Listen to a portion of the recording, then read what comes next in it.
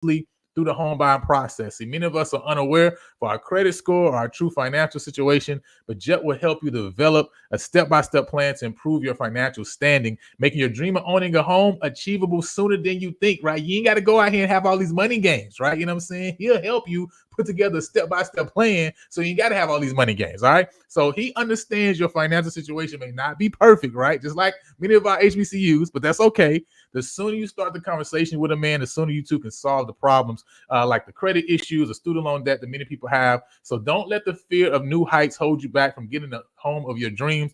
Perfect for your growing family or hosting those PV watch parties, right? Get started now, taking the first steps toward your new home and taking the next big step in your life. So don't delay, man. Look, talk to Jeff today so he can help you get in your home tomorrow. All right. And Jeff looks forward to speaking with you guys very, very soon, man. And I want to let you know, man, that today, hey, we got week 2 recap. All right.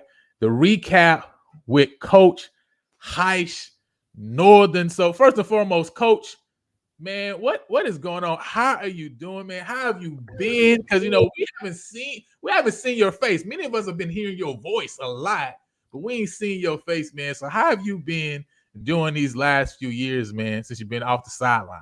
Man, everything's been going pretty good. You know, I hadn't moved. I tell people this, I hadn't moved since I coached at Prairie View. I went to Texas Southern for a year with Coach Asbury. Many people know that he and I went to high school together. That didn't work out, unfortunately. I went to Brookshire Royal High School for a few years. Okay. And then, pretty much since the pandemic, I've been taking care of my kids, because I spent a lot of time taking care of other people's kids. So my son, a lot of people may remember him running out the tunnel when I was at Prairie View. He's now a senior at Bridgeland High School, football and baseball player. I have a daughter that does competitive cheer and dance. So I spent a lot of time with them and helping people. I teach hunting and fishing, by the way, for the state of Texas. So if anybody need a hunting or a fishing license, I'll be teaching classes at the Bass Pro Shop in Katy, Texas. And other than that, man, I just follow football. I still keep in touch with the game because I know eventually I will be on the administrative side of college athletics in the HBCU world, because I always tell people I don't feel like I need to go somewhere else for somebody to tell me I'm good at either being an administrator or a football coach. So I really want to work at an HBCU campus, which I do have a degree in sports administration. Everywhere I go, man, I do a SWOT analysis from the time I hit the door to the time I leave. So when I go on campuses, no matter where it is, I'm looking at what's the experience like. Did I have a hard time getting in? Was customer service good? Were the people nice? Were they there when they said they were going to be there? You know, that's the type of things that I'm into. But I still keep up with Prairie View football. I'm on the open mic network with Mike. And I do a few of Prairie View's games. I'll do pretty much all of the home games this year. I may do the State Fair Classic, but I pretty much honestly base everything in my life at this time on my kids' schedule. But I watch a lot of football. I watch videos on how to stop certain things, because I still look at myself as a defensive mind. And I look at some offensive stuff. But the main thing I'm looking at, how do I stop people in the age where you could throw passes with linemen downfield, all that type of stuff. So I'm still involved in the game. I help coach kids. Like if I show up to a middle school and I see a kid out there kicking, I picked up 2 kids that I helped kick. One of them plays at my son and one at a middle school down the road. And those kids have been having success. So I asked dad, like, hey, man, do you have a problem with me showing your son this? And I coach middle school and high school kids like I coach college kids. I don't curse anything, but I tell them, look, this is what I tell my guys, and this is what you need to do, and just let it roll from there. That's big, man. So listen, all that to say, he's still been active, right? Yeah. So he might be behind the scenes, right? But he's been active, man. And I really, I'm one who really enjoys you on Mike Prince's show. I know a lot of people don't really, look at like the audio as much, right? You know what I'm saying? But I'm one who always love to hear your perspective that you share, when Mike Prince has you on. And so I'm super excited to have you join the show just to give your perspective for other people may not even be aware, right? Coach Heish, you know what I'm saying? for you guys to be aware of just this knowledge that he's bringing to the game. And I think it's going to just make the show, even better, right? As we talk about, again, general HBCU football, but obviously, a big portion of that time we want to spend on, Prairie View A&M as well, man. So, Kerry, man, how you doing, guy? Man, I see you still living. I see you still living after yesterday. You still alive? I almost wasn't. That was if they could have got any more help from the ref, I thought they were gonna tush push them. The ref himself was gonna tush push him. Oh man, you thought the refs was gonna get in the game? So like, all right, listen, we're gonna try this one more time, and we're gonna come help y'all too this time, right? Yeah, right. That game right there. We gonna talk about it, man. Because listen, that is very interesting. But starting off, man, before we get into the game of the week, obviously, what I'm saying, with PV and Northwestern, I want to ask, man, and Coach Northern, man, I really want to get your perspective on this, because talking about this week 2 is a week where, again, we talked about it a little bit earlier when I was doing my little introduction, my little blurb. It's a money week, right? For the D2 schools.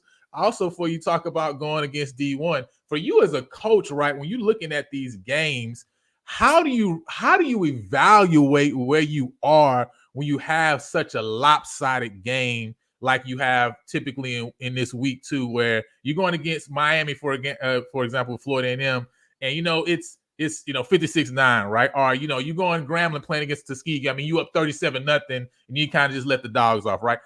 How do you really evaluate where you are when you have these situations in these games where it's going to be so lopsided? Well, a lot of it goes back to the scheduling aspect, because I've been at places where the schedule will be made and the coach just finds out about it. But does the coach have a chance to sit in on the scheduling process? So just say if I was at Prairie View and I knew I had to go play Texas A&M, I may say, all right, I need this amount of money to go directly to our football program. I need this amount of money for the year before we play them to go to my summer school budget, because I need to have all my guys on campus. I need to have them in shape and lifting weights some kind of way to get prepared for that game. Now, once the game gets there, I am thinking, if I'm playing up, I'm thinking, first and foremost, I want to start the game off good. I'm playing to win, no matter who we playing against. Because, like I say, if I'm playing Michael Jordan in basketball, I think I have a chance if I do what I'm supposed to do. Right. Other thing I'm looking at, can my guys, especially my senior guys, can we put a good showing out for the NFL scouts? Because that's the first thing they're going to want to do is look and see how you played against supposed to be superior competition, especially if they're offensive or defensive lineman. So I'm going to look at that. I'm going to prepare. Sometimes, and I've, been on the playing upside where we say we try to be a little bit too basic, or let's stick with what we do. But sometimes you have to throw your game plan away and say, hey, man, we're going to blitz the mess out of these people and try to play some cover zero, or we're going to play a little bit more 4-man in front of 3. You're going to try to do something a little bit different that they may not have prepared for, and tell you guys, hey, man, just do your job. Don't try to do anything extra if I'm playing up. If I'm playing, just say if I'm Grambling and we play Tuskegee, I want to get off to a great start, and then let my guys that say they should be playing, let my guys that say the coach is messing over them, let them get in the game and show me what you can do. Even though it's against Division II, that may give me some trust in you down the line to say, okay, we were up 35-0 at the half. Let me get these guys in. Can we add to the lead, or do we just have to play clock ball and run 3 times, punt, and still come out with the win? So it's a couple different things once you actually get to the game. But if I'm playing up, it's a think ahead process. No, that makes sense, man. I always wonder, because when you have those games, I'm like, to me, I feel like it's an opportunity to also try some things that you might be interested in seeing if you could do, down the line in some important games. And so to me, I always feel almost like, I won't say it's a waste, but I almost feel like it's wasted when you kind of are too basic, right? It's kind of like you win it. You can tell we win this game, and we just trying to get it out of it as quickly as possible. Because I'm like, man, you didn't get to see what your guys got, or when you don't, you don't let something like that back up, play and get a couple rounds in, right? Almost like an NFL preseason game, almost. Yes. You know what I'm saying? That's kind of my thoughts. I don't know, Kerry, what your thoughts are on it throughout the years of seeing people go, up and down the road, for these games, man. Well, I think with those games, you do have some players that either transfer down from FBS or feel they should be playing FBS. To be honest, some of those so-called playing up opponents, I think that's what helped put Kadero Hodge and Quentin Bell on the map. They played really good against competition like that. And even Jalen Morton, remember the game he had against Rice. You know, those games are not anything that you even see it at the high school level, because you'll see some teams that my son went to a charter school, but if he played basketball against Carter, he didn't back down. He got out there and played hard as he could. And that's when you go out there and prove that, put your pants on one leg at a time like I do. So feel like I always, have a shot. If you find yourself where they might be getting past your line pretty easy, then you could run some screen passes on them and some misdirection and kind of catch them off guard, because, your guys are athletes too. So they shouldn't be wanting to back away from anyone. No, that's good, man. Yeah, so let's get into it. We had a slew of games from this past week. I actually wanted to start off with some of the MEAC contests. I'm gonna pull this up on the screen just so we can run through real quick. Well, and while I'm pulling this up, man, outside of the PV game, right? Because we're gonna get to the PV game. Was there any specific game, across the HBCU landscape that you were really interested in once either you watched it right in person or you saw the score and you said, man, I got to go back and watch that game? Was there any game that kind of stood out to you or popped up in your mind and your eyes, like that from this past weekend, week 2? Well, I watched the Norfolk Virginia State game. I watched the Norfolk game. Coach Odoms and I consider, I think we're pretty good friends. Coach Frazier is the head coach at Virginia State, former head coach at Prairie View, and he has Manigo as his offense coordinator. He was a GA, and I want to say the wide receivers coach at Prairie View when I was there, and Coach John Pierce, who was our special teams coordinator and defensive coordinator for a couple of years. They're all on the Virginia State staff. So I had a chance to watch a good bit of that game. And I had a chance, I was home for a class reunion, so I didn't go on campus to Southern's game. So I watched a good, probably almost about the first half and a little bit of the third quarter of Southern's game. I went to school there, and Coach Graves was he was a grad assistant when I was playing at Southern. So I watched a good bit of that game. So I like to say, I always keep up with guys that I know, places that I worked at, and different things like that. So those are the games that I watched while I had a chance. No, that's good. Kerry, anyone stand out to you? Any game stand out to you for you? Well, actually, the top 2 games you put up there, I was curious because being familiar with both the coaches, I just remember, what Coach Odoms did to us when his back was against the wall, because a lot of people saying hot seat and all that. And I knew how good Virginia State was. So I'm like, man, something got to give. And I was just amazed that he turned into the old Coach Odoms and pulled it out, because I was really thinking Virginia State would get that one. And I was fascinated also with the South Carolina State game, because they beat the Citadel at the Citadel. So I know that sometimes the HBCU games can, be a little challenging when they play out of conference. And I thought that was a really good win for them. So those 2 games are the games that got me, that was outside of the SWAC. Yeah, the first thing to me, when I looked at this Norfolk State game that we're pulling up right here, right? One, obviously, Kevin King is really that guy. I mean, I think 3 games in, we can see that he's really going to be a problem, throughout the rest of the season. And so I'm really interested for Norfolk because, the thing I say I like about the MEAC is I love kind of how it sets up because by the time you get to the last 6, you know who you are, right? You get the determination to know who you are. You got some early ones, right? You get the bump and bruise with some FCS opponents, low level FBS opponents. You get to know who you are by the time the real season comes around.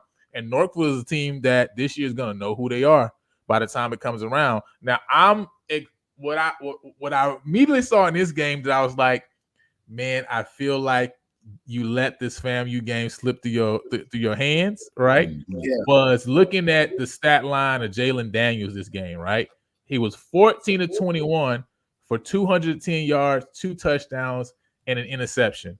Whereas in that first game with FAMU, it felt like Coach Odoms and the OC were a lot more reserved, right? You know what I mean? On letting him throw that ball, right? And they continue to the run game obviously got them to where they were, you know what I'm saying? But in the third quarter, fourth, when it got tight and FAMU started to make their run and lock down on defense, it's like they really didn't let him. It's like they didn't trust him yet. You know what I'm saying? Like they didn't trust him. That's how it looked it's to like me. they didn't trust him yet, man. And so this one, I feel like for those, for those green and gold fans, I know they're looking at this saying, man, we should be 2-1 right now. You know what I'm saying? Any specific thoughts when you look at this game and kind of look at the outline? I mean, Romello Williams, 14 for 20 for 121, a touchdown, interception. Their leading rusher was Jamil Williams, 21 carries, 60 yards. We talked about Kevin King. He led Norfolk with 20 carries, 137 yards, and a touchdown. Xavier Evans also had 9 carries for 74 yards. They rushed for 261 yards total, a total of 461 total yards altogether. And obviously, Jaquez Jones again was showing that he's the top receiver coming out of Norfolk with 4 catches, 109 yards, and a touchdown. So, I mean, anything stands out when you kind of just look at this game for you? I think the thing with when you have a quote unquote defensive minded head coach, which Coach Odoms is, a lot of times you'll rather say, I'll run the ball and punt it rather than turn it over. And I think just looking at that kid's athleticism, they probably going to end up adding a few more either rollout or bootleg passes to their arsenal to get him to the edge for some, do I throw it to the guy in the flats? Do I take a deep shot? Or do I simply run the football and get 5 to 7 yards? So, that's sort of the live and die with Coach Odoms. And a lot of people at Southern didn't sort of like that, the fact that he had no problem punting the football and leaning on his defense. Right. Sure did. Yeah, he had some good defenses too. But look like with those averages, you could really open it up with Jones because he has a pretty. I didn't get to see the game, so I don't know if that's yak yards or if he was really stretching the field like that because I didn't get to see that game. But I was just looking at they did hit him with a couple deep passes with some great plays. For I want to say 2 of their touchdowns were not short passes. It was, guys made a great catch on one.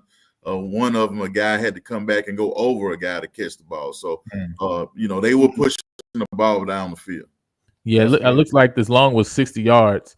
It's long. I don't know if that was a touchdown or not. And then also for Cameron Thomas, he had a long of 22 yards. So, I mean, that's over half of his total 109, right? So it definitely at least hit him with one big play out of those 4 catches. And obviously averaged 27 on there. So let's move over to the South Carolina State Citadel. That was another game that you guys mentioned. 23-20 victory for South Carolina State there. Obviously, Eric Phoenix, who, Chinnisberry knew well, right, from his Benedict days. I'm sure he's happy, to have a quarterback that's with him that he actually has, like, knowledge of, like, okay, you know how I work, I know how you work, right? But what did you think about the Citadel? And we just run down real quick the scoring drives, right? It's 3-0 South Carolina, 3-3 South Carolina State in the first quarter. South Carolina State scored a touchdown in the second to go up 9-3 at halftime. The Citadel came out with a field goal. South Carolina State then scored 16-6. Citadel came back 16-13 after that touchdown, and then it was 23-13 South Carolina State, and then 23-20 Citadel, and they hanged on for the victory. So anything stand out in this game? I don't know. I didn't get a chance to actually watch this game. So I'm just looking purely off the stats and how it worked. But South Carolina State has always been a very interesting team to me. Once Berry got there, and I always South Carolina State always just has one of those teams, right? You know what I'm saying? That to me, you feel like always can jump up and bite you. And Eric Phoenix was 18 to 23. I mean, that percentage alone is crazy, right? Five five misses the whole game for 194 yards and a touchdown. No interceptions, right? So didn't turn the ball over, right? And then you look here, 217 yards on the ground, so 414 yards total, and they only gave up, 275 yards on defense to the Citadel, right? So, any thoughts from this game, this weekend as well? Coach Berry is an offensive line guy by trade. So, like I say, he gonna want to run the ball, play action pass, rollouts, a lot of throws outside the hashes. You're not gonna see him throw the ball over the middle a lot. It's gonna be we call it high-low outside of flood route concepts to the wide side of the field, or get his quarterback moving for some easy slant flat combinations, a vertical and a flat. So he's gonna make some easy throws. Like I say, that's how you end up 18 or 23, because you're not really pushing the ball down the field. All you're running a whole lot of play action. And when you do have a deep shot, it's gonna be pretty much wide open. All you got to do is put it in the guy's hands. So, but they gonna lean on that run game. And the thing about South Carolina State has been pretty good since the days of the old guy, Coach Jeffries, and with Coach Pugh. Those guys stayed there a long time.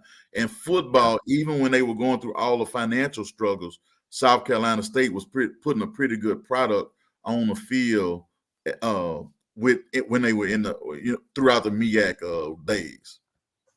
No, that makes that. I mean, always, right? They've just been consistent. Yes. My uncle is a South Carolina State grad, right? We got HBCU grads all throughout our family, right? I got an A&T. His son went to North Carolina A&T, which was interesting because he went to A&T and his dad went to South Carolina State. So you already know how that was after he started going to college, right?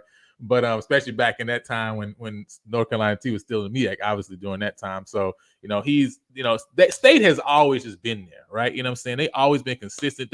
State is like the Steelers of HBCU football to me almost, right? You know what I'm saying? It's like that squad that, listen, we're going to have 4 coaches throughout our history. You know what I'm saying? Right. We're going to be consistent, right? This is not a fan base to where we're going to put you in, you're going to get up out of here in the next. No. We're going to give you time, right? We're going to let you build your product, right? And so I feel like that was something that Coach Berry obviously had in his mind when he say, what do I want? Because he had a lot of opportunities, right? To choose to where he wanted to go. And I feel like the history of this program, had to weigh heavy into saying, man, if I go here, it's the same footprint I'm in, and it's a fan base that's going to let me cook, right? They're going to give me time to cook, right, and build. And you know what I mean? So I'm always interested in State, man, because they're always that team in the MEAC that I feel like even other MEAC schools know we always got to keep our eye on them, even though they're not a favorite, right? Even though they're not a team this year that we say that looks like, hey, this is one that many people picking. We all got to keep our eye on them, right? You know what I'm saying? And so, Kerry, man, any thoughts on this game before we move forward? The only thoughts, I didn't see the time of possession, but I did see that when I watched a little bit of it, they really kept the ball away from the Citadel, because if you look, you'll see that they doubled their rushing yards, and that's always bad news for your opponent when you can just keep the ball like that. And 36 minutes to 23 minutes time of possession, and 26 first downs to only 10 first down for the Citadel. Right, and so that was really dominant. It from the time that I saw it, they did have difficulties stopping them on third down. So I was surprised, because I thought being at home it would get more hostile and be difficult, but they got away from them, and keeping the ball is what really helped them a lot, because Citadel started throwing the ball around, and that's those quick turns, and you put your defense back on the field. And when that team is running on you, those linemen get worn down, because that's when it seemed like the game that's the only thing. It's like if you get out there with South Carolina State, you're gonna get some bruises, because they love to beat you down. Even if they don't win, they were there. Yeah, for sure. They're gonna make you feel it in the morning, man. And I think one that probably stands out because of last year, obviously North Carolina Central was able to get this win in this game. And listen, at the end of the day, it's a you know, listen, you got a guy right in Davius Richards, and no matter, even though you have a guy that's in the program for long, he hasn't he's played, but he hasn't been in a position where okay, everything is on him yet, right? And so again, but to me, this is why I love the MEAC, right, and how the schedule works because hey, he got 3-4 more games to get himself settled in. But this game, obviously, I believe he threw 3 picks in this game. I can pull up the stats real quick. You know what I'm saying, for Walker Harris. Yeah, 16 for 24, 181 yards, 1 touchdown, but 3 interceptions on the day, wow. right? And no fumbles though, but only 3 interceptions, right? And so I mean, when you give the ball away that many times, man, it'll hurt you a lot. For you, Coach Northern, man, when you have a situation like this, you got a new guy that's been in the program who really everybody looking at as this is the next coming almost, right? I mean, what do you say to him after a game like this, especially after being able to coming out against Alabama State and just playing okay, right? You didn't have a great game against Alabama State, and now you followed it up with a game that you say, man, I really wish I could have this game back and these throws back. How do you settle this guy down and let him know, hey, we still got time, we still believe in you, man, and we believe you can get the job done. One of the things that I look at is the kid making the right reads. So if he's making the right reads, I'm probably not going to fuss at him too much. If he's making the wrong read or doing something that he hadn't been taught to do, just say if he have a high-low read and he's reading the safety or the cornerback and he got his eyes in the bad place, then I may fuss at him about that. But if he's got a clean pocket, he read it right, just maybe overshot the throw or underthrew it, then I'm sort of fine with that. But if he's out of character, I'll say out of character, taking chances, sort of doing his own thing, that's where I'm going to have an issue as a head coach. But a guy that's making the right read, I'm not going to fuss at all. If he's making the right read, people around his legs, a ball gets hit or tipped, you really can't fuss at a quarterback for that. So I would have to go back and look at the film and see what is his, why are we not completing some of those passes that may be wide open. Everybody in the stadium can see a kid wide open. And then you can look at it from a technique standpoint. Do he need to put in some more work with the guys that's on the field? Guy may be a little bit deeper than he thought.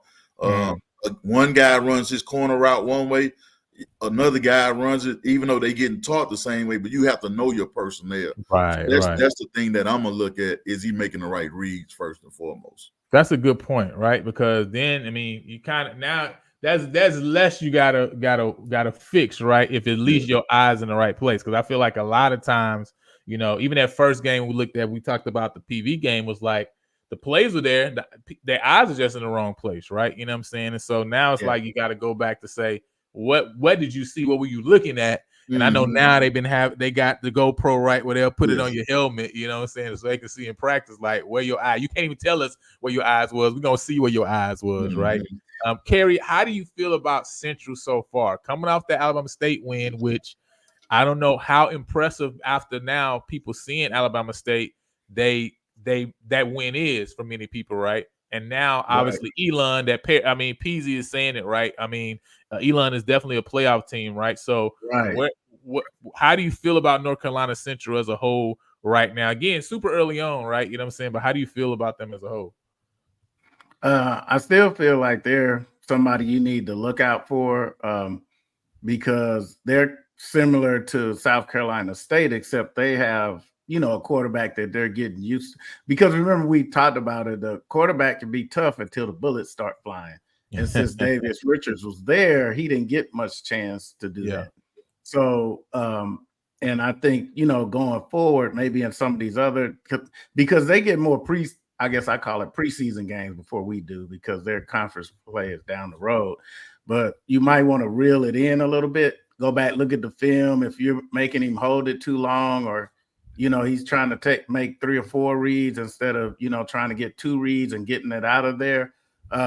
maybe shorten the field with some screen passes, something to the flat, couple passes to his tight end, just some things to settle him down.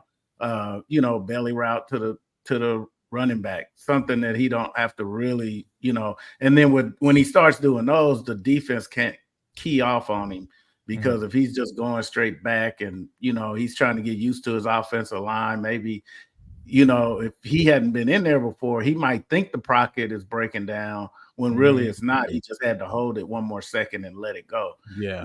So those are the kind of things you want to go back and review and make sure you're putting them in good position for, what he knows how to do. So I think they'll be all right, though, because like Peasy said, that is a playoff team, and he's not brand new, but he's kind of newer to being in the line of fire. So I think they'll. Not. Okay, that's true. I was gonna say, can I add something about sometimes how maybe we as coaches can get quarterback play wrong? So just say if I bring two kids in that are pretty similar, one kid may be more of a pocket passer.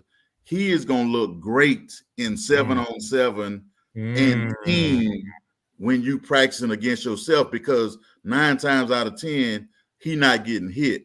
But you can take another kid that may be a little bit more athletic. You don't really get to see the athleticism in practice because you may blow the whistle before he scrambles, or, people are chasing after him, but he's not getting hit. And I remember a few years back when Grambling, I think, went from DJ Williams to, I want to say the other kid's name, maybe Williams, that coached at Prairie for a minute. But he led a little bit more of, could scramble a little bit. Where DJ was a true pocket pass. So 7-on-7, he's gonna look great. But like I say, when those bullets get to flying, he doesn't add anything to the play.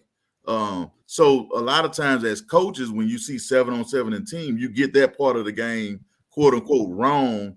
And then the first game, the kid, you want to like, what did they see in this kid? But they didn't see the practice film where he looks the part.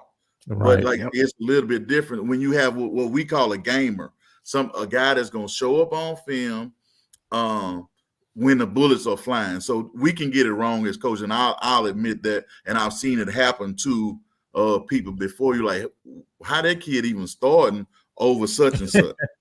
Yes, they definitely said that about DJ. Yeah. That turned the whole game when he twisted his ankle. I remember like it was yesterday. Like I said, I've been knowing DJ since he was 3 or 4 years old, and it hurt me to see that happen to him. And then Jonathan Williams, I want to say, was the other kid name, and he came in and just led him to a championship after that. Wow. So it's one of those things that kid and the coaches will tell you, like, we didn't see that on film. We didn't see that, in practice. Because he didn't get a chance to extend plays like he did in the game. And that's almost like Alcorn with Aaron Allen last year, right? Because Mako actually won won the actual, job, but he got injured. Allen came in and he just was blistering, right? It almost took him to a SWAC championship, last year as well. So it's kind of, those are those almost situations where you kind of walk into a situation like, okay, I think we good here. We'll settle down here with this one, right? You know what I mean? But super interesting, man, of how and we, when I was playing basketball back in the day, right?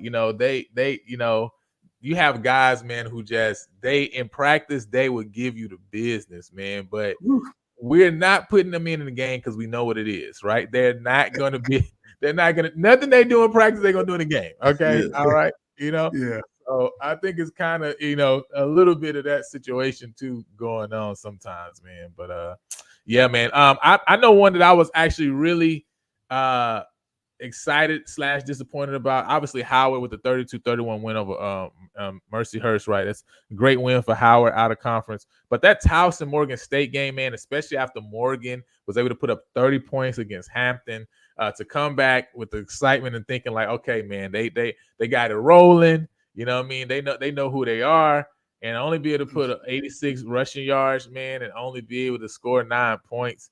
That was really, really a little bit deflating, right, in my mind. You know what I'm saying? Because I was like, I think the offense may have figured something out here. Any thoughts on this one before we move to the SWAC? Yeah, so Coach Sewell, the defense coordinator at Morgan State, was my office mate for a lot of time when I was at Prairie View. So, you know, and he and I still talk, and sometimes I tell him, you have to tell those guys, if your offense is struggling, defensive touchdowns count the last time I checked. Yeah, so for sure. we're not going to complain about what our offense does at all, because we have a chance to score the football as well. And, you know, I talked to him about, you know, he and I talked about those years. I want to say like the 2006, 7 years where we may have struggled on the offensive side of the ball, but you're going to have to win some 15, 17 games. Like this 9-14 game, it's probably one or two plays that if he could have back, and a kid may have made one mistake that he would like to have back as a defensive coordinator. So I tell my guy, hey man, we can score the football. Let's try to outscore our offense this game, which a couple of times we actually did. So Coach Sewell, he gonna have them guys ready. And you know, some of those schools are gonna turn more into, we gonna run the ball, punt, run the ball, get a first down, play action, and score a touchdown. And I think this is the way that Alabama State is going to go well. Yes. They're going to have to turn into 2007 Prairie View, running the football, punting the football, scoring on defense, field position, time of possession game. No, I think that's factual, right? You know, and that again, right, what goes to being able to learn yourself, right, and know kind of who you are. You know, and so Morgan last year obviously lost. I want to say, I mean, I think they had 4 or 5 losses where it was like less than a 1 score. Yes, game, right? You know what I'm they saying? were just like Norfolk last year. Yeah, so it's gonna be. I mean, I really think the MEAC is so interesting this year because I really think it's a lot tighter. You know what I mean? Than a lot of people probably thought about, especially now when the games start going and you look at kind of Central, you seeing kind of like, okay, is Walker Harris really? I mean, that generational guy like Davis Richard, because you got to remember, man, Davis Richard was a generational type of talent, right? And I always say, man, listen, NFL, you don't just replace NFL level talent like that. You don't replace XFL or UFL, whatever you want to call it, right? You don't replace guys who can play on the next level just like that. Like you just sneeze and pick them up in the HBCU world, right? You know what I'm saying? So that's the meaningful guys you lose. And so for Walker Harris, man, you know, they got to figure out, you know, what he's gonna be, and also for Morgan. But I think, man, it's gonna be so interesting. I mean, literally, it's gonna be a dogfight the last 6 weeks of the season, and so it's gonna be interesting to see, you know, how the MEAC ends up turning up, man, and going. So now I want to go over and just jump over real quick to the SWAC. Now I know the SWAC had a lot more money games this week. You know, both from the D2 side and also from the FCS side. Miami 56-9 against Florida A&M. Florida A&M had a chance early in that game to score a touchdown, right? And should have really scored a touchdown, right? But wasn't able to do that, but did put up 3 field goals the first 3 quarters. And then you had, of course, Mercer with a 31-2 victory over Bethune-Cookman. For me, I think that was the most disappointing out of all of these games, right? Because, even though Mercer is a team that has, recent years been a really good team in FCS football, you wanted to see Bethune put up more of a fight there. Alabama State with the 24-3 victory over Miles. Got Alabama A&M 49-7 over Kentucky State. Grambling 37-20 over Tuskegee, but it was 37-0 at one point in the third. 58-7 Jackson over Lane, and then Rice 29-7 over Texas Southern. You also had Southern 42-10 over Savannah State. At halftime, it was only 16-7, and I believe the freshman the quarterback came in and really lit it up for 316 yards. You know what I'm saying, in a second to the rest of the game. Vanderbilt beat Alcorn 55-0, and then Pine Bluff, of course, paid back Arkansas Baptist for what Arkansas did to them the week before, 73-0. The two games that for me was interesting was the Lamar 28-14 over Valley, right?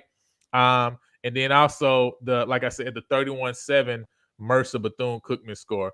Any thoughts about just these slew of games from any of you guys? Anything stand out? Any game that really piqued your interest?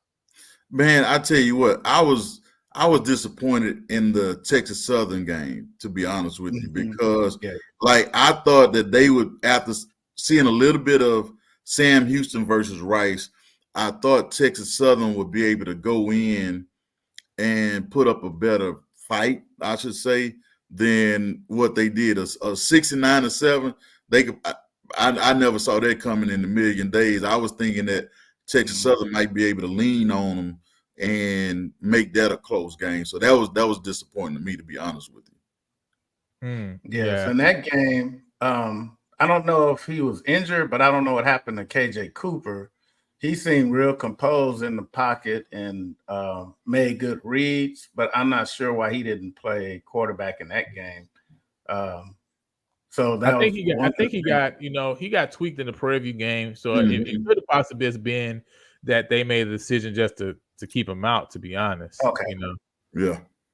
Yeah, because from what I heard from Coach Dishman throughout the week was that he was in practice, right? He was moving well, so he expected him to play. So I don't know if it just came down to it and they just said, man, we just gonna sit him out this game. I mean, I don't know for a fact, right? But obviously it probably will be a question on the coach's call on tomorrow, to find out. Yeah, but you see, man, a total of 89 yards on offense is crazy, right? You know what I'm saying? Even against the FBS school, right? Like, that's not something you want to see. You know what I mean? At the end of the day, right? 2 turnovers, only 9 first downs, the whole game. Time of possession, they actually possessed the ball for 33 minutes. Yeah. You know what I mean? And Rice only 26, but that just lets you know that Rice really was scoring quick and easy, right? And they put up, I think, 38 points. Yeah, 38 points in 2 quarters. I mean, for Rice, like, at the end of the day, like, I'm with you, Coach. Rice is not a school that I think even us as HBCUs, Texas Southern, Prairie View, we should love having those games because, like, man, this is a game we can be competitive in, right? You know what I'm saying? And so to not be competitive in those games, to me it hurts. I feel like, especially when we talk about recruiting, I always think about that too when we play in like HCU or Sam Houston or Stephen F. Austin, right? I'm also thinking about it from that perspective of like, man, these are the same kids that we gonna be looking to grab for, right?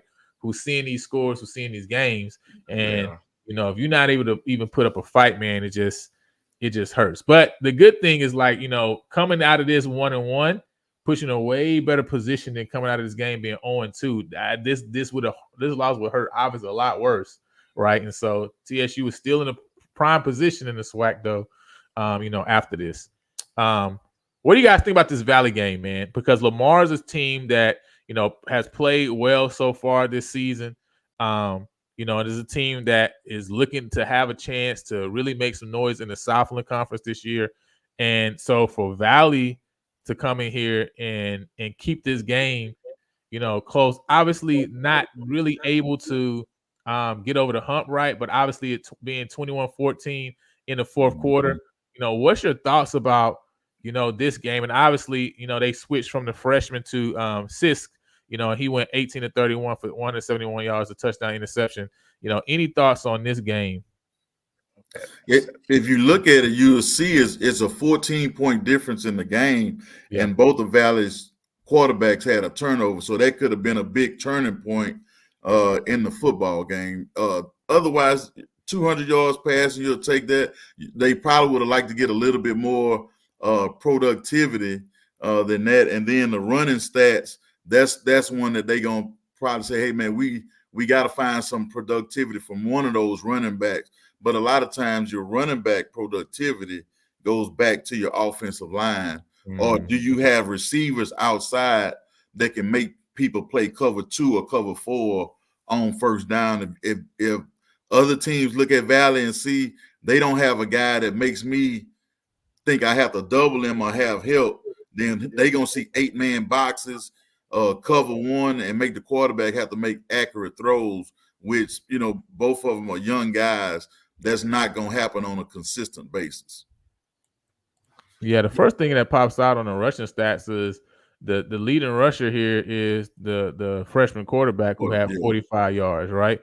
So you're really talking about from your running backs only having 32 yards on 26 carries. You know what I'm saying? Not taking his 10 carries and 44 yards to account. And so that already lets you know how bad it was on the ground for them this game. Mr. Carey, any thoughts about, Valley and kind of the way they played this game? And obviously, a big step up from the last game they played against, the first game they played against Tennessee State.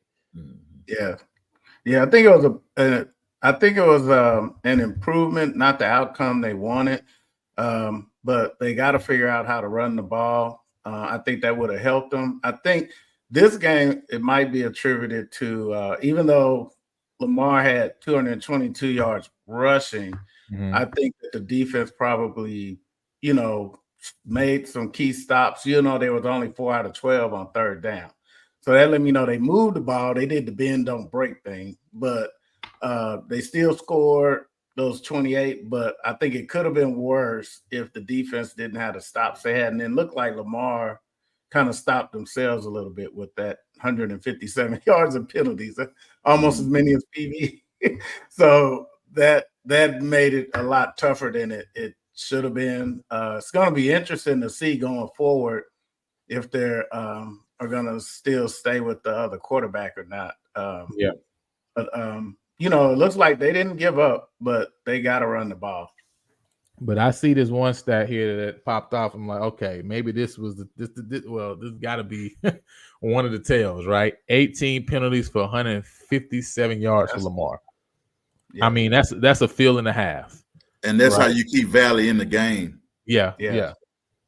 Makes sense. I mean, now it's making a lot more sense, right? You know what I mean? Because I'm trying to figure out what happened, right? And again, I didn't watch the game. I want to go back and watch it. But now I'm like, okay, now it's making a lot of sense of what happened here. So, all right, man. Now, hey, listen, it's time to get to the main event. You know what I'm saying? As I would call it, right? You know what I'm saying? And that is, hey, listen, the Prairie View A&M Northwestern State game. Obviously, going into the game, you really had a lot of people who really believed that Prairie View was going to not just lose the game, right, but really lose the game by a pretty wide margin. You know what I'm saying? I've heard, multiple people say 2 scores, especially since Northwestern was able to put up 28 points, in that game against Tulsa. But I watched the game against Tulsa that they had, right? One of those was a block punt return, right? And I think another one was the other 2 they had was basically in the fourth quarter, right? When Tulsa had pulled the guys out. So I didn't see anything to me that made me say that this wasn't a winnable game, and I thought it was going to be a close game, and obviously it turned out to be a close game, but the game should not have been close. Listen, and so I always listen. You don't apologize for a win. That's what I say, right? You never apologize for a win. But listen, man, this is the most disappointing win I feel like I've felt in a long time, because you talk about Lamar keeping Mississippi Valley in the game. Oh my goodness! I mean, how many times? It is not the referees; it's us doing really stupid stuff. Right, you know what I'm saying? To keep the other team in the game, right? You know what I'm saying? And so, just give me your general thoughts just from this game. Obviously, we're gonna get into a little bit more detail. But what was your general thoughts, just as you kind of watched this game, saw the stats? What kind of stood out to you? Oh, the turnovers, the penalties. I guarantee it. Like, I went back and watched the game. It took me an hour to watch the last 3 drives of the game. Like I say, I was at my high school class reunion, so I'm sitting at the table, not listening to anything that they talking about, and I'm looking at the scores of the game, like, what's taking so long? Not realizing what was happening. But hey, that's like, imagine your mom or somebody cooking your favorite meal, and then you get down to the last couple scoops, and man, it's a roach or a piece of hair in it. Like, say, it was like, man, come on, guys. Like, we finding a way to, like, say, here, we don't want this. You we take it. Hey, man, that was crazy, because, like I say, I still look at it from a coach's standpoint, and I'm looking like all the DB had to do was, on one play, funnel the guy inside. And let me tell you this, I know that's what they getting taught, because I've been to practice and seen them teach it. A DB don't attack the ball. Twice in the last series, and I don't want to talk about a kid, but twice in the last series, if the safety attacks the football, they probably get an interception and the game is over. So it's things like that that I know they work on. You see it not happen, and it people always talking about coaching, but when me as a coach, when I see guys not like say, I know they worked on it, and for it not to happen, I'm disappointed for the coaches and the players themselves, because when they look at that film, they're gonna be saying, "Man, if I would have just listened to coach." And man, it's amazing what happened when you listen to what your coaches tell you. But I was the penalties still hurt Prairie. You give up 30 yards in penalties on the last drive, and probably should have been more than that. More actually. I think they gave it 45 or 60 yards. It was two defensive holding, pass interference, and then on the long pass, right? They gave him the extra time. That was another penalty, but you're right. Technically, they declined it. But I mean, I'm saying to myself, come on, guys. And that's the thing that hurt, in my opinion, that hurt us as Black college coaches, because people are saying things about us, but I know it's being taught. So I wonder sometimes, like, how do we as coaches get over the hump of, hey man, we worked on this, but you're not bringing a drill to the field. That's the thing that gets me sometimes. Yeah, because that got me too. I was surprised that they started at the 1 with no timeouts. What was a minute 24 or something like that? And there's no way in the world they should have been at the half-yard line when the quarterback didn't complete 3 passes. So we just was determined. I mean, the guy caught it at the 1. We still get a penalty so they could be on the half-yard line. Yes. And I was just like, screaming. I couldn't believe it. And it was the whole game went like that. You make a 3rd down stop, but then you decide to stand over the guy and taunt him or do something or push him down or, or follow the guy or, stuff like that, where you had to stop. Now there's no stop because now they get a 1st down. We doubled them in offensive production, but we doubled them in penalties, and some of those penalties were at key times. And then you think about it too, you had 3 turnovers. You held them to 2 of 13 on 3rd down, which is a outstanding stat from the defense. But like I say, at the same time, I know Coach gonna go back. Like, look at the plays that we left on the field, guys. But the turnovers and the penalties, and I know Coach ran the guys. He had the same. I ain't gonna say the same problem last year, but I know he's run the guys. But it's like sometimes the young men get caught up in the talking, the things that it's not gonna hurt anybody. You standing up over somebody is not gonna hurt that kid. It's a difference between you get a targeting call and giving up 15 yards, or you getting a target because you standing up over somebody flexing. Those are things that drive me crazy. Yeah, so, me too. Yeah. How do you get? Because this is one question I really want to ask Coach. On Monday is like, because to me this game was the HCU game. It's just a win, right? You know what I'm saying? Same issues we saw the ACU game. We just got to win this game, right? Which again, you never apologize for the win.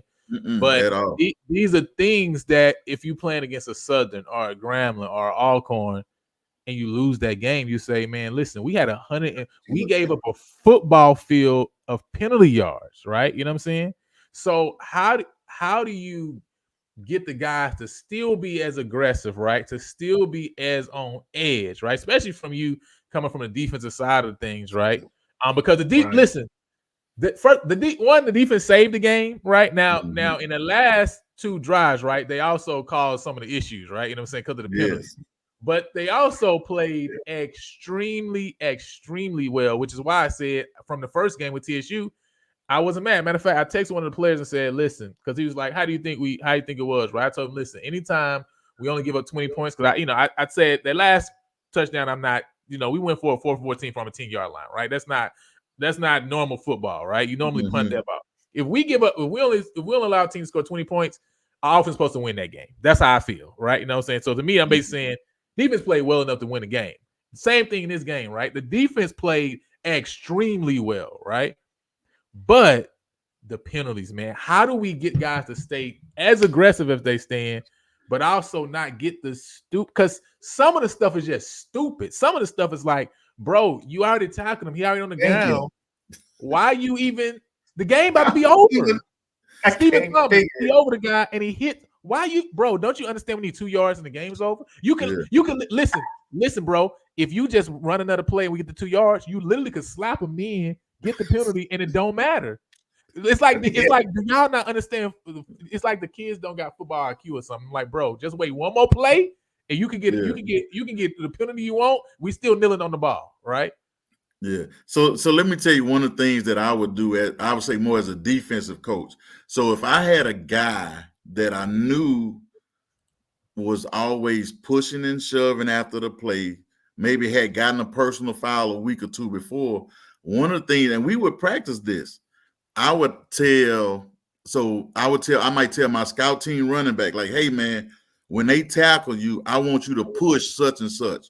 Or, mush him in the face mask and see what he do. And if that guy did something back, I was going to run him. The second time he did it, I probably was going to run. If he played linebacker, all the linebackers had to run. Wow. If he did it again, the whole defense had. So that's how you sort of break that. Another thing that you can do is you practice your celebrations. So just say if we got if we got an interception, we would come to the sideline and celebrate together. But we're not going to run all the way down. They used to let the kids, especially during the COVID year, everybody could run to the end zone and not get a penalty. Well, that's over with now. So, and I know Coach McDowell told them that. The other thing is practice your celebrations, and then we would practice if we scored a defensive touchdown, this is what we're gonna do on special teams and defense. Like we're gonna put if we score the defensive touchdown, if you're on kickoff team, you're gonna go run down on kickoff. You take a break on defense, and our second defense already knew that you're gonna go out there and play until the starter came back and got you.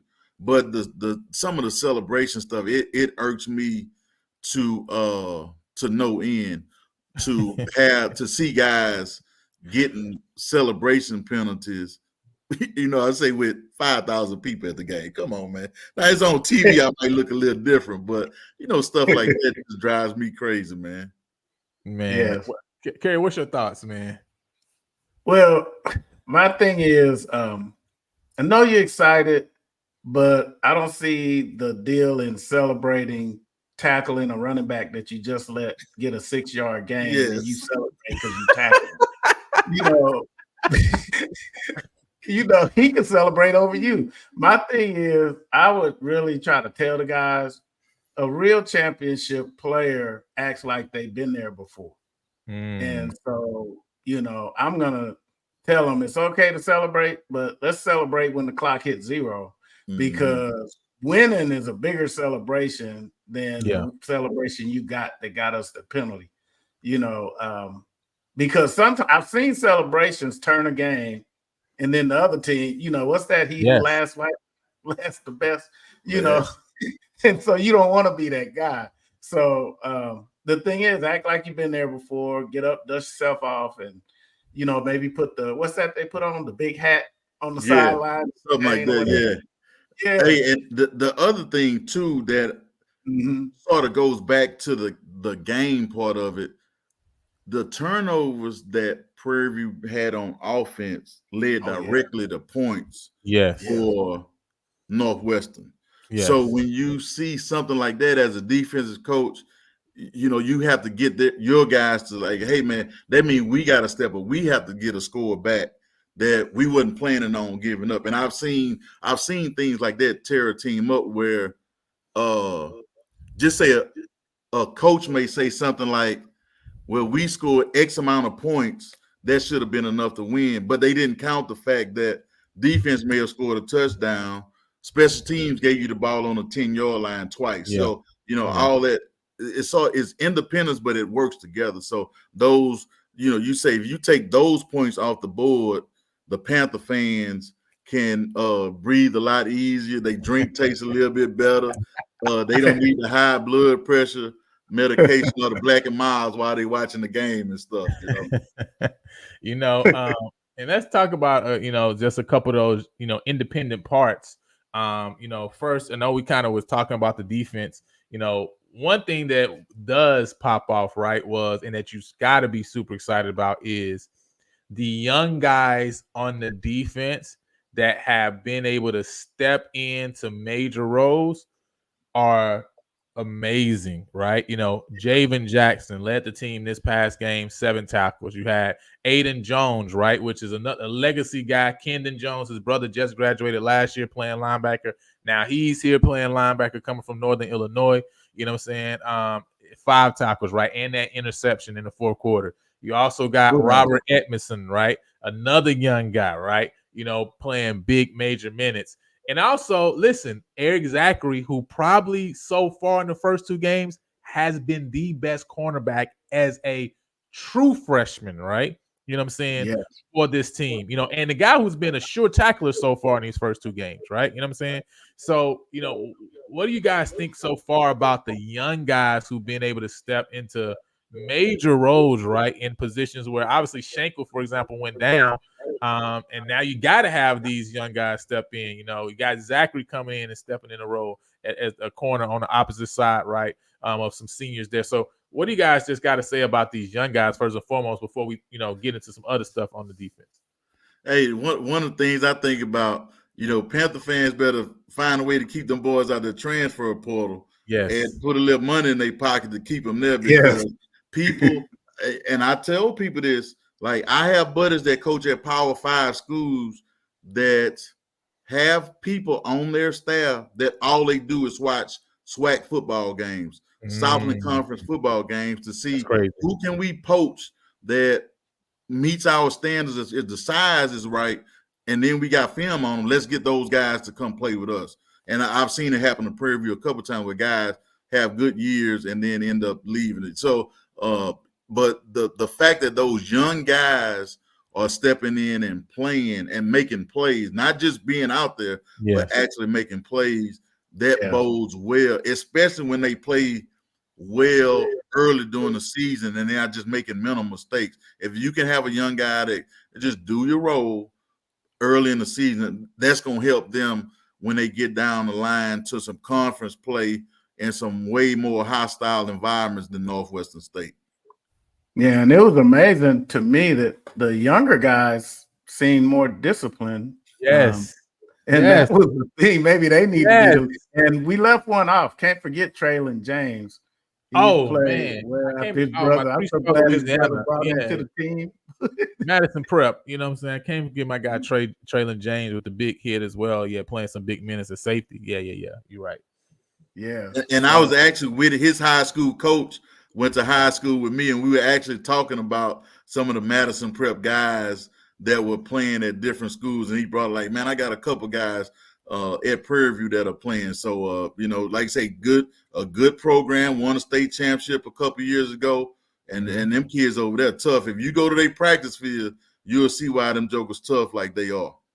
Yeah, that's big. And, that's why, getting guys from certain programs is important, right? And having those pipelines, you know what I'm saying? And so, it's good to keep your hands in those positions. I was his another legacy, right? And that's why I keep saying, right, this is something that I feel like Graham and Southern has been able to take advantage of, that now you're starting to be able to see PV be able to do some things like that too, where you have a Troy James who also is on the staff as well, right? As I think a defense analyst now, who played big minutes, right, on the line, right, for a few years. Now his brother Traylon James is here at PV, right? Same thing with Aiden Jones, Kendon Jones. Like, so you're seeing a lot of these guys, even with the Shadow Creek, for example, pipeline, right? A lot of those linebackers we talking about, young guys. Hey, you got Schenkel, who was able to bring in, a Jeremiah Harris from Kansas State, and also now you got the young gunner, right, who was a linebacker over there. So it's like you see these connections, different pipelines, different schools, right? Also families. this is where you want to be as a program, right? You know what I'm saying? Or where guys feel, man, I want to play in this program where my brother played or my dad played, man. And so it's gonna really be big for us, man. And I'm loving the young guys. Now, I'm not as happy with on this last drive. I got to talk about this last drive, and then we're gonna get to the offense, right? One thing that and this is another question I really want to ask too, is like on that first play from the 1 yard line, it really looked like the safeties was like they were 15 yards off, but they never backed off. They never backed up, right? And so it's almost like you got one-on-one on the outside. And really, if Bird doesn't get that pass interference and he was gone, the game's over, right? Well, yeah, the game's not over, right? Because you still got a little time. But my point is, like, Northwestern State's now up, right, in this game. And so I didn't understand even kind of what the thought processes was there.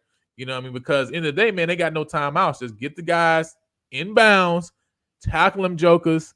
They haven't even showed that they can even do anything through the air against us all game. Like, why are we even giving them? Why even give them an opportunity to make one big play to change the game? You know what I'm saying? Like, I really didn't understand that just from watching the game online.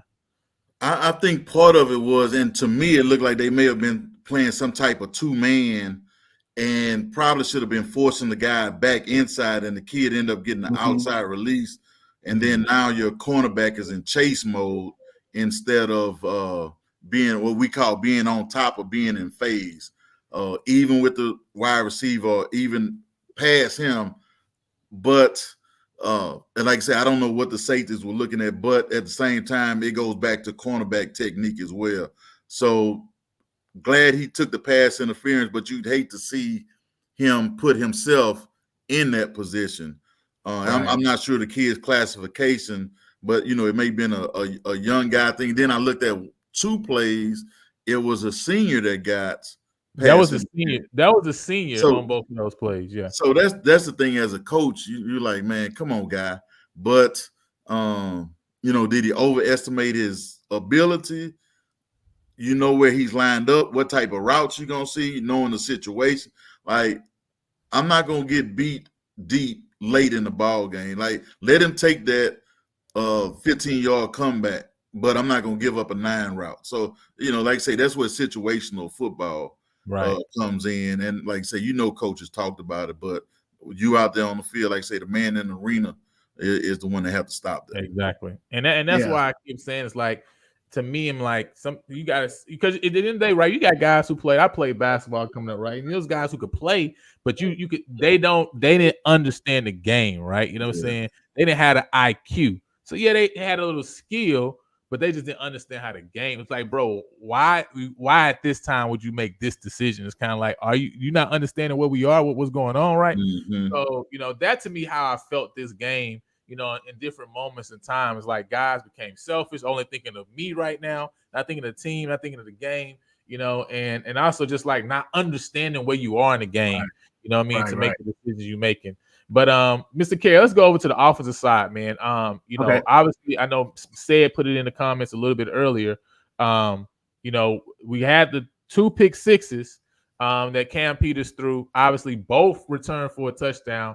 The only thing that I could think of was like, hey, listen, hey, let's get all the penalties out. Let's get all the pick sixes out, because I can't imagine that we just have this many penalties throughout the year and these many pick sixes throughout the year. So, like, listen, let's get it all out right now. You got this game, you got Michigan State. Listen, get it all out your system, okay? Get it all out your system, because after that, we need to be on point. But overall, including the pick sixes, how did you think about Cam Peters and his play, from this past game? Carey. Oh, yes. Sorry about that. I thought he was composed in the pocket. One of those pick sixes, not really blaming the receiver, but the cornerback jumped that one, and it kind of reminded me of what I used to tell my son in basketball: you can't wait for the pass. And I think the receiver should have broke on the pass, to come back to it, because he was kind of waiting. And even if it would have been incomplete, the D-back wouldn't have got it. It was just because he kind of ran through. He didn't hit him, but he ran through his hands and got the pick. So that was one that I don't know if that was on Peters, but I did like how he had some nice touch on the ball. Shoot, I wanted to suit up and play quarterback with Savage out there. But Peters had some good looks. I would have liked to have seen us. I'm curious to see how it's going to look when he gets some passes to the tight end, because I think, we have some pretty big guys out there at tight end, and I'd like to see how they will perform with some touch passes that are up here instead of some of the passes they got in the past that were at their belt buckle. Because like I had told you privately, a tight end, if he's 6'7", he probably grew up playing basketball and football. So he's used to a pass up here. And you want to get that too, especially if nobody's really on him, which in the SWAC, the tight ends are always open. Southern used to kill people with that. So I'd like to see us, and Whedon's offense, they're running free. So I'd like to see them get a few looks. And I know we're supposed to be talking about Peters, but I was excited because I don't know if it was circumstantial or if Whedon watched your show, but somebody listened to me when I said put Heron in the Wildcat a couple times. He got a couple good runs. So, I was excited about that because he's the most athletic on the field. I'd be surprised if he can't play both ways, because that guy is really athletic, and his attitude toward the game is just like, I don't care, I'm a fight to the end. But yeah, Peters was good. I thought he was really nice out there. He's a good compliment to, and he threw 100 more yards than the quarterback he was competing against. So that lets you know right there he had a pretty good game. But it doesn't hurt to have somebody like Savage with that ESPN top 10 catch on the side. For sure. Coach, what's your thoughts, man? Because the one thing I would say is I'm happy that he didn't let the pick sixes in the game for him. You know what I mean? Because, you can have guys who turn the ball over big like that, especially that 30, we was up 30-21. That one, was one that's like, man, you can kind of let that one get to you. And now the game has completely got away. But for him to come back, stay composed, lead us down, go ahead and get up again by 9 points, right? So I was happy to see that, because I think, in listening to Coach Whedon when he's talking about him in the spring, he wanted to see him be composed like that, right? You know what I'm saying? To not let a play get him so down that you lose the whole quarter. You know what I mean? And so that's what I was really happy to see. Coach, man, what did you think about Cam, but also just the offense as a whole? If you just look at the offensive numbers in terms of the total yards, the third down, 50% on third down. Yeah. This game shouldn't have even been close. Almost 200 yards rushing.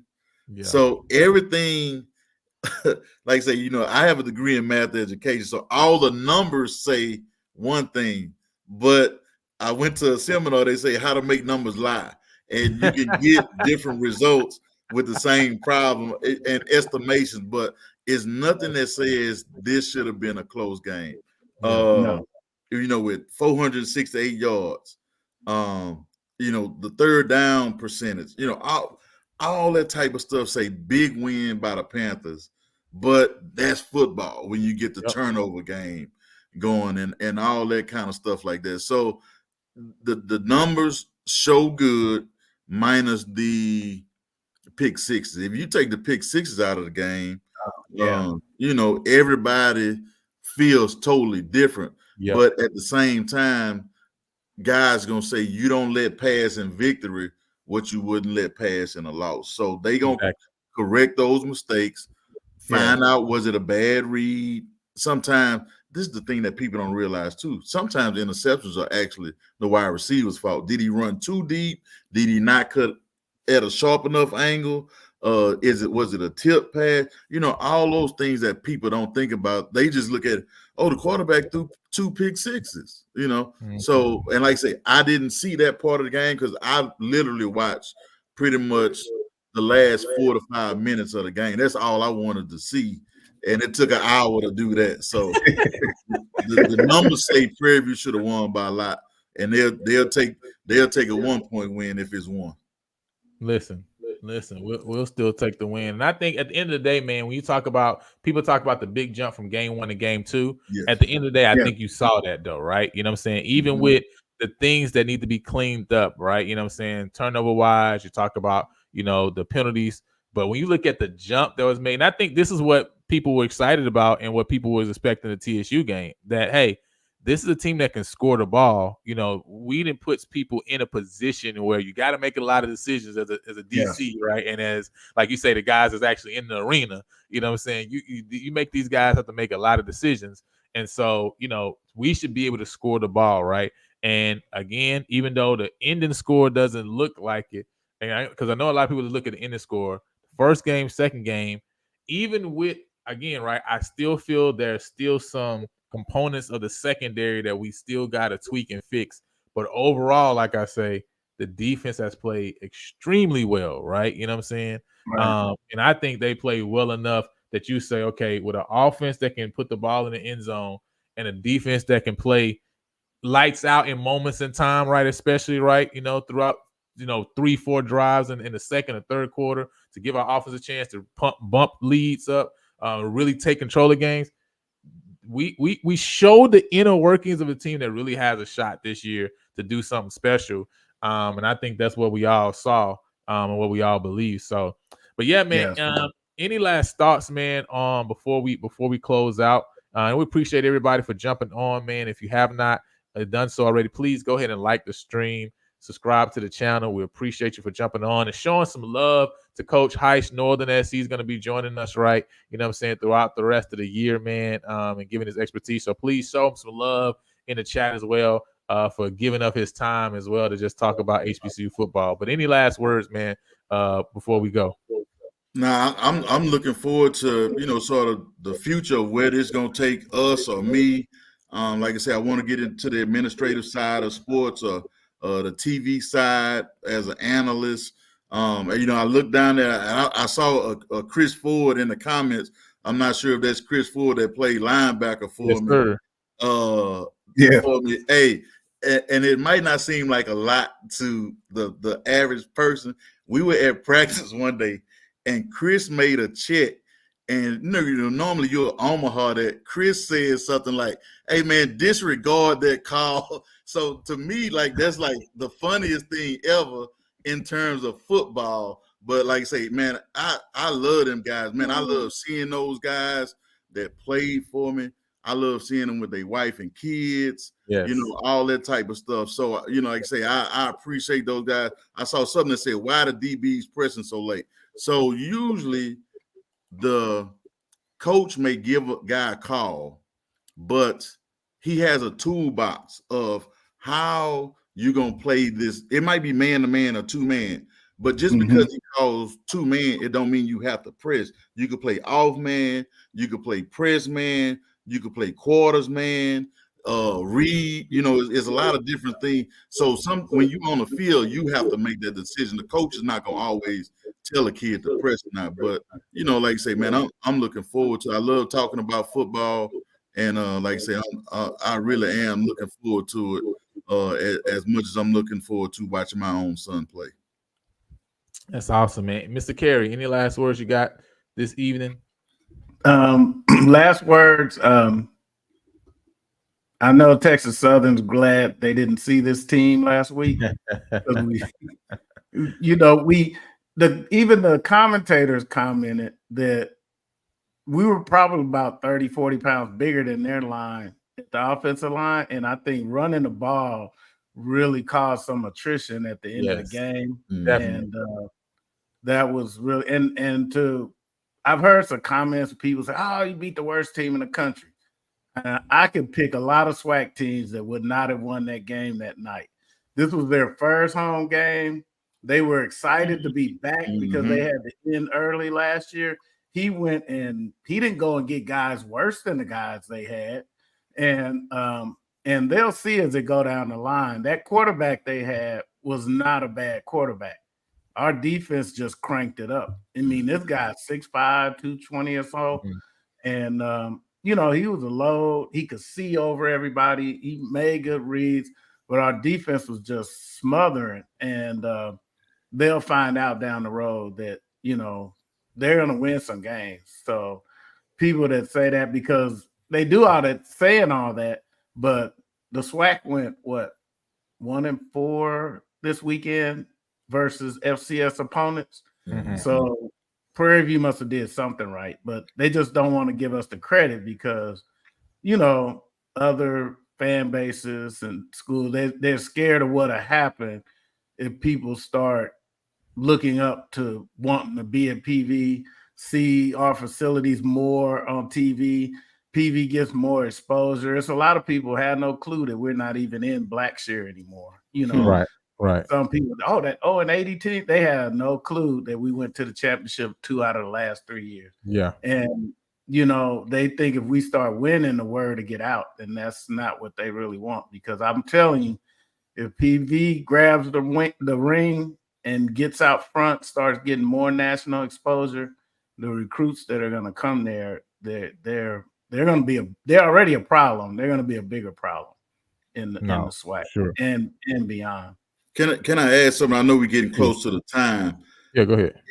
In my opinion, as from a coaching standpoint, a father of athlete, it's not even about national exposure. It's about sometimes getting people that's close by to realize, number one, exactly where Prairie View is, because it's people that look like me that think Prairie View is in Dallas, Texas, because that's where they play Grambling. So it's things like that and the high school coaches in the area that won't set foot on campus no matter how many times you invite them to a game, but they'll send the kid to Stephen F., Lamar, Houston Christian. So it's a lot that we have to pull.